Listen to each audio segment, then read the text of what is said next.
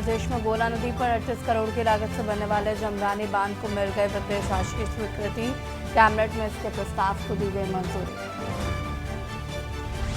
गोला नदी पर जमरानी बांध बनने से आसपास के इलाकों को मिलेगी बड़ी सौगात। प्रदेश के 910,000 और यूपी के 47,000 हेक्टेयर क्षेत्र को मिलेगी सिंचाई की अतिरिक्त सुविधा।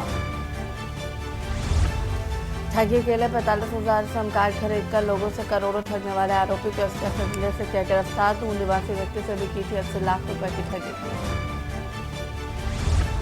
लोगों को लाखों रुपए बांटने वाले हैदराबाद के सलमान नाम के युवक को जौनपुर पुलिस ने गिरफ्तार किया। हिंसाग्रस्त बनपुरपुरा में बांट रहा था नोटों की गड्डियां।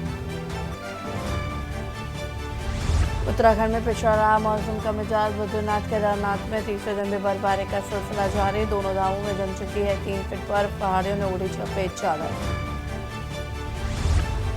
बद्रीनाथ धाम में 3 दिनों से रुक रुक कर बर्फबारी का दौर जारी। धाम में इस समय आईटीबीपी पुलिस व बीकेटीसी के कर्मचारी मौजूद। आप देख रहे हैं के न्यूज, खबरों का सारथी। नमस्कार, खबर उत्तराखंड में आप सभी का स्वागत है। मैं हूं आपके साथ यश शुक्ला। लक्सर से खबर, जहां पर ऊर्जा निगम वसूलेगा बड़े बकायेदारों से पैसा। ऊर्जा निगम के ई ने लक्सर के तीनों डिवीजन के जय को निर्देश दिए हैं। वसूली न देने पर कनेक्शन भी कटेगा। बकायेदारों से ऊर्जा निगम ई ने लक्सर के तीनों डिवीजन के जय को निर्देश दिए हैं।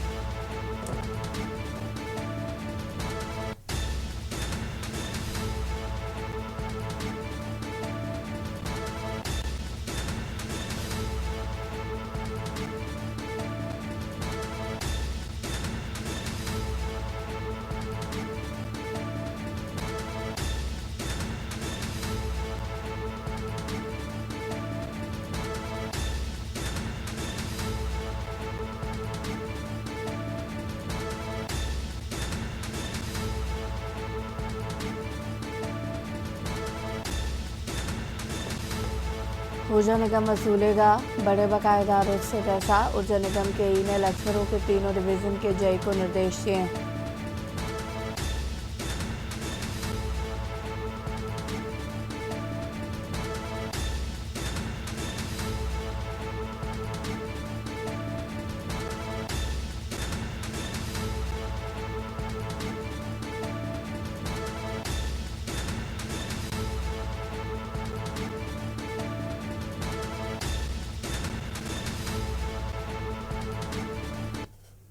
उत्तराखंड दौरे पर महिला कांग्रेस राष्ट्रीय अध्यक्ष अलका लांबा। कांग्रेस मुख्यालय देहरादून में अलका लांबा ने प्रेस कॉन्फ्रेंस की।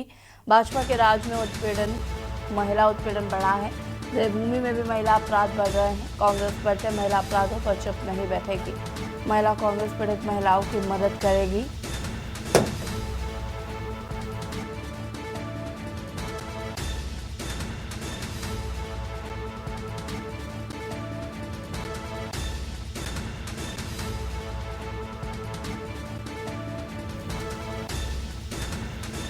अलका लांबा ने कहा कि देवभूमि में भी महिला अपराध बढ़ रहे हैं।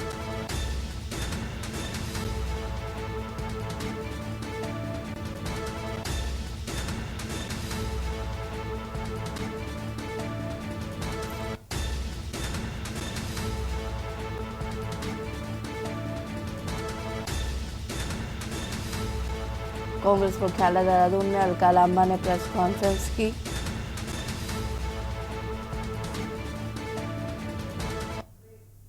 और यहाँ रुकेंगे छोटे से ब्रेक के लिए, जो हासिल होता है। ब्रेक के बाद एक बार फिर से आप सभी का स्वागत है। डोईवाला से खबर, जहां पर सोंग नदी पर बने बांध को दी गई स्वीकृति। धामी कैबिनेट ने नदी पर बने वाले बांध को स्वीकृति दी। सोंग बांध परियोजना का जल्द होगा निर्माण। देहरादून सहित तमाम पेयजल आपूर्ति के लिए होगा निर्माण। परियोजना के निर्माण से 4 गाँव के 244 परिवार होंगे विस्थापित। प्रभावित होने वाले गांव प्लेट फंगर गांव के लोगों का विस्थापन। पुरसाल और सोडा गांव के लोगों का होगा विस्थापन। शासन ने 4 गांव के विस्थापन के लिए भूमि चयनित की। सूर्यदाल झील के पास 15 हेक्टेयर भूमि की चयनित की गई है।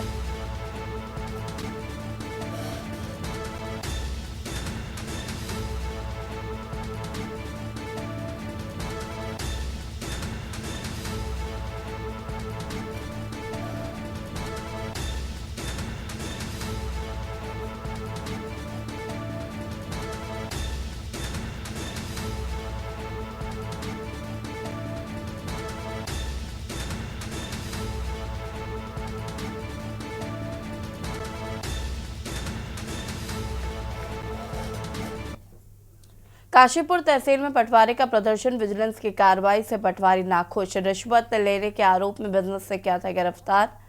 विजिलेंस की कार्रवाई से नाराज पटवारियों का प्रदर्शन, आय प्रमाण के नाम पर 7,000 रिश्वत लेने का था आरोप। रिश्वत लेने के आरोप में विजिलेंस ने किया था गिरफ्तार।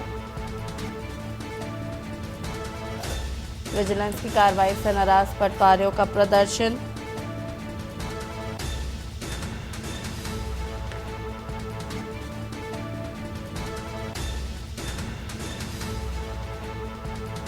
ऋषिकेश से खबर, जहां पर चारधाम यात्रा को लेकर अहम मीटिंग। यात्रा प्रशासन की अहम मीटिंग में शामिल हुए डीएम गढ़वाल, कमिश्नर और आईजी गढ़वाल जिलों के डीएम हुए शामिल। ऋषिकेश नगर निगम सभागार में बैठक का किया गया आयोजन।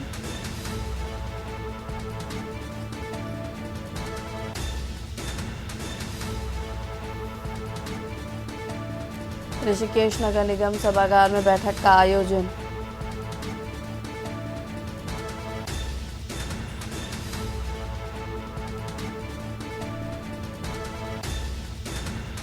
यात्रा प्रशासन की अहम मीटिंग में शामिल हुए डीएम।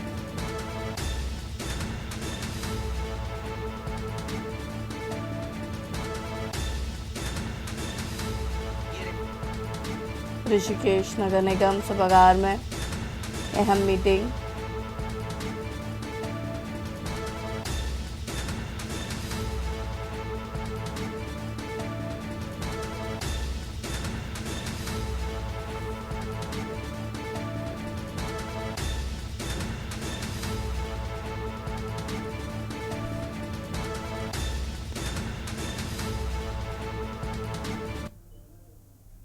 खबर पौड़ी से, जहां पर प्रदेश के मुख्य निर्वाचन अधिकारी डॉक्टर BVRC पुरुषोत्तम, अपर मुख्य निर्वाचन अधिकारी डॉक्टर विजय कुमार जोगदंडे द्वारा लोकसभा सामान्य निर्वाचन 2024 के संबंध में पौड़ी के जिलाधिकारी सभागार में महत्वपूर्ण बैठक ली गई। इस दौरान प्रदेश के मुख्य निर्वाचन अधिकारी द्वारा सभी जिला स्तरीय अधिकारियों को लोकसभा चुनाव से पूर्व महत्वपूर्ण दिशा निर्देश दिए गए।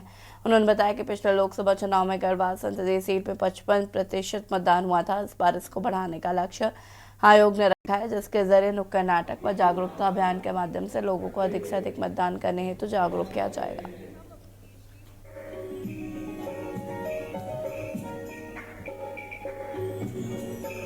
तो यहाँ पर आज मंडल का बैठक नहीं है, आज यहाँ पर पौड़ी संसदीय क्षेत्र का आज बैठक, यहाँ पर तैयारी बैठक, पहली बैठक हमने शुरू किया है। इस टाइप की बैठक हम आने वाली समय पे काफ़ी करेंगे, क्योंकि चुनाव का तिथि ऑलमोस्ट नज़दीक आने वाला है पिछले इलेक्शन को देखते हुए, इसलिए आज यहाँ की तैयारी का बैठक लिया है। हमारा जो टारगेट है, पिछली बार चुनाव में यहाँ पर लगभग 55% वोटिंग हुआ है। इस बार हम टारगेट रखा है कि 75% वोटिंग यहाँ पर होना चाहिए पौड़ी संसदीय क्षेत्र में। उसी के तहत हम रणनीति बना रहे हैं। सर, निर्वाचन क्षेत्र का जो चुनाव का तैयारी था, आज संबंध में बैठक किया गया और माननीय मुख्य निर्वाचन अधिकारी महोदय द्वारा समीक्षा के दौरान कुछ बिंदु समस्त जिलाधिकारियों को, वहाँ के जो वरिष्ठ पुलिस अधीक्षक साहब थे, उनको बताया गया है।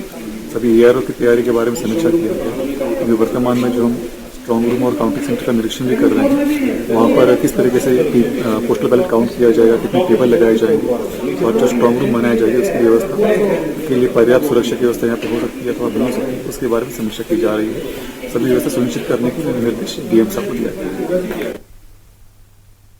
और रुकेंगे छोटे से ब्रेक के लिए, जो हाजिर होता है।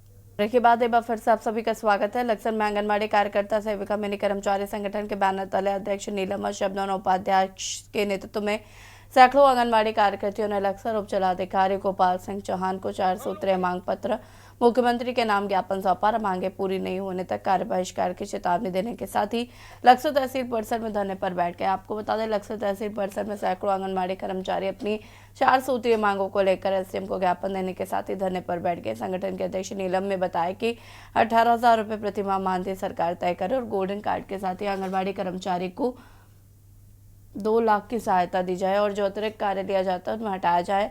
मांगे पूरी नहीं होने तक आंगनबाड़ी कार्यकर्ताओं ने ऐलान किया है कि वो तब तक कार्य बहिष्कार करेंगे।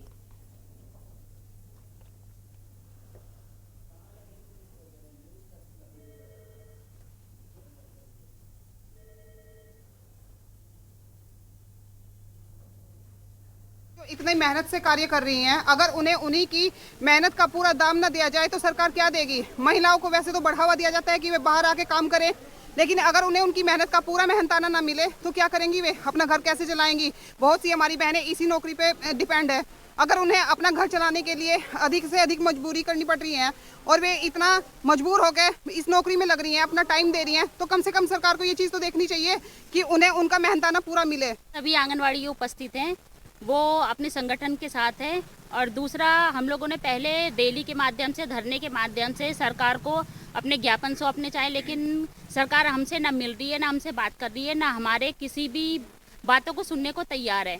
तो इसलिए अब हम लोगों ने ये फैसला किया कि हम पूर्ण कार्य बहिष्कार करके अपने केंद्रों पे ताला लगा के रहेंगे। ना पोषण ट्रैकर का कोई काम करेंगे, ना बीएलओ का काम करेंगे, ना अन्य किसी भी विभाग का हम कोई कार्य नहीं करेंगे जब तक हमारी सारी मांगे पूरी नहीं होंगी। देखिए, 4 सूत्रीय मांगों को लेकर एक आंगनवाड़ी जो संगठन है, उन्होंने एक माननीय मुख्यमंत्री जी को जो प्रेषित है एक ज्ञापन दिया है, जिसके जो मेरे माध्यम से माननीय मुख्यमंत्री जी को प्रेषित कर दिया जाएगा। आए दिन पहाड़ी क्षेत्रों में गुलदार के आतंक की बढ़ती घटनाओं को देखते हुए वहां वन महकमा व मानव वन्य जीव संघर्ष की घटनाओं को रोकने के लिए अपनी पूरी कोशिश कर रहा है। कई जगह गुलदार देखे जाने का सिलसिला आम हो चला है। खांडियू साइड में जिला कारागार के समीप गुलदार की चहलकदमी देखे जाने से क्षेत्र में दहशत का माहौल है।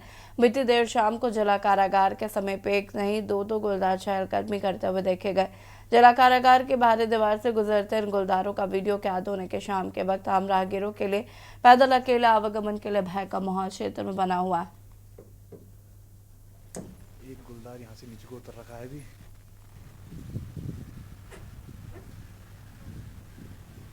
एक गुलदार यहाँ कहीं से नीचे उतर रहा है अभी, देखा मैंने यहीं पे। वो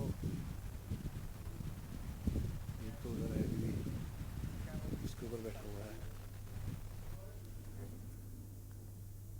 हरिद्वार कोतवाली क्षेत्र के चमगादड़ टापू पर विगत 8 दिसंबर को एक 6 साल के मासूम बच्चे की निर्मम हत्या को अंजाम देने वाले आरोपी की देर रात चमगादड़ टापू पर पुलिस के साथ मुठभेड़ हुई। इसमें पैर में गोली लगने के कारण आरोपी गंभीर रूप से घायल हो गया। मुठभेड़ में एक पुलिस दरोगा भी घायल हुआ। सूचना मिलते ही मौके पर आला अधिकारी पहुंचे और घायल आरोपी और दरोगा को जिला अस्पताल में भर्ती कराया गया।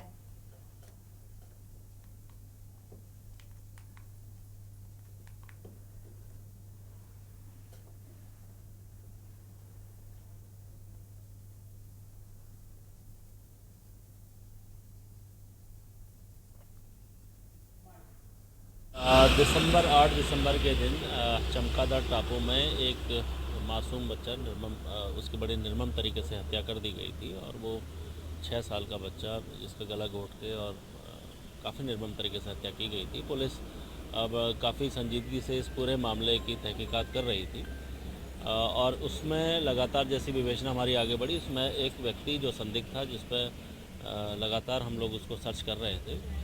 आज जब हमारी लोकल जो टीम है उसको CIU यूनिट को और कोतवाली की टीम को पता लगा, उनके द्वारा जब इसकी कॉम्बिंग की गई, सर्च चलाया गया, तो ये चमगादड़ टापू के पास में इसके द्वारा पुलिस के बचने के प्रयास में पुलिस टीम से फायरिंग करके निकलने की कोशिश की, जिसमें पुलिस ने इसको मुठभेड़ में इसको अरेस्टिंग करी है। और उसमें हमारा एक पुलिस का जवान सब इंस्पेक्टर पवन डिमरी, उसको वो भी घायल हुआ है। अभी जो हमारा जो मुख्य अभियुक्त है वो पुलिस के द्वारा अरेस्ट कर लिया गया है और उसके भी गोली लगी है, उसका इलाज अभी चल रहा है और जल्दी ही जो इसके द्वारा जो घटना की गई है उसका खुलासा किया। और यहाँ रुकेंगे छोटे से ब्रेक के लिए, जो हासिल होता है। ब्रेक के बाद एक बार फिर से आप सभी का स्वागत है। खबर देहरादून से, जो SSP STF आयुष अग्रवाल ने STF कार्यालय देहरादून में प्रेस कॉन्फ्रेंस की। उन्होंने बताया कि STF ने दिल्ली से 3000 मोबाइल सिम कार्डों के साथ ही एक आरोपी को गिरफ्तार कर लिया है। आरोपी मुदस्सिर मिर्जा पुत्र जुबैर मिर्जा को गिरफ्तार किया गया। आरोपी ने अपनी कंपनी के नाम पर एयरटेल से 29,000 और VI के 16,000 सिम कार्ड खरीदे। इन सिम कार्डों को आरोपी विदेश में बैठे साइबर ठगों को बेच रहा था।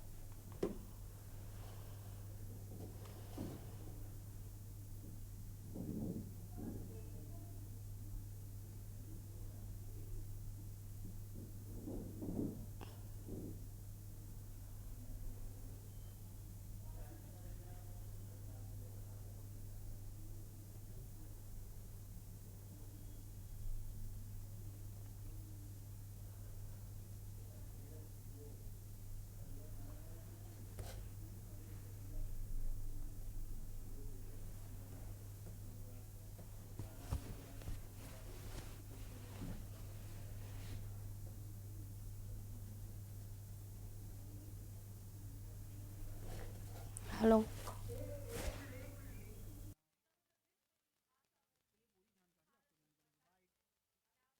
हमारे जो cyber crime police station Dehradun में है, यहाँ पर एक शिकायत प्राप्त हुई थी जिसमें कि शिकायतकर्ता के साथ में शेयर मार्केट में इन्वेस्टमेंट के नाम पर 80 लाख रुपए की धोखाधड़ी की गई थी।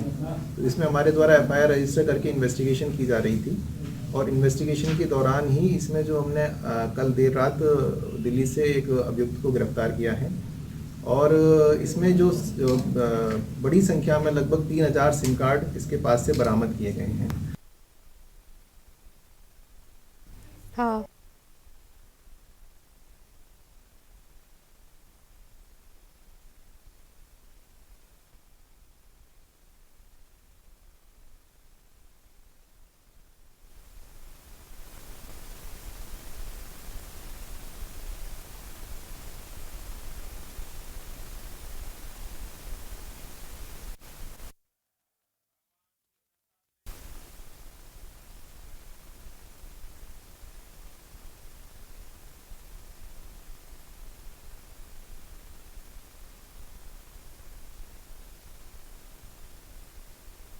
उत्तराखंड भाषा संस्थान की ओर से IRDT सभागार देहरादून में उत्तराखंड साहित्य और गौरव सम्मान समारोह आयोजित किया गया। समारोह में सीएम पुष्कर सिंह धामी बतौर मुख्य अतिथि पहुंचे। उत्तराखंड भाषा संस्थान की ओर से आयोजित साहित्य सम्मान समारोह में कुल 10 साहित्यकारों को सम्मानित किया गया। इस अवसर पर विभिन्न भाषाओं का मिश्रण पुस्तक सारण का भी विमोचन किया गया। उत्तराखंड भाषा संस्थान ने वर्ष 2023 के साहित्य पुरस्कारों की घोषणा करते हुए 10 साहित्यकारों को कई श्रेणियों में साहित्य गौरव सम्मान के लिए चुना।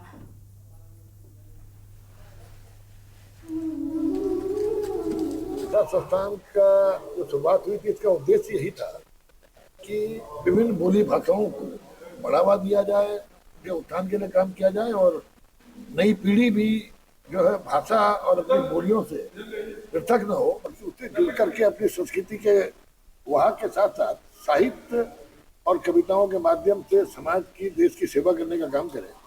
तो आज पिछले 2 वर्षों से हम इस पे आगे बढ़े और इस राज्य में हमने साहित्य गौरव सम्मान की शुरुआत की विभिन्न भाषाओं में, विभिन्न बोलियों में, और ऐसे लोगों के नाम जो कि साहित्य के क्षेत्र में, कविता के क्षेत्र में एक ऐसा स्थापित नाम है जिसको पूरी देश दुनिया के लोग जानते हैं। मतलब सुमित्रानंद दत्त जी के नाम से पुरस्कार की शुरुआत। मुख्यमंत्री पुष्कर सिंह धामी ने मुख्यमंत्री आवास देहरादून में आयोजित नियुक्ति पत्र वितरण समारोह में लोक सेवा आयोग के माध्यम से वित्त विभाग के अंतर्गत लेखा परीक्षक के पद पर चयनित 51 अभ्यर्थियों को नियुक्ति पत्र प्रदान किया। इस अवसर पर वित्त मंत्री प्रेमचंद अग्रवाल भी उपस्थित थे। मुख्यमंत्री ने सभी नवनियुक्त कार्मिकों को शुभकामनाएं देते हुए कहा कि वो उत्तराखंड शासन प्रशासन का हिस्सा बनने जा रहे हैं।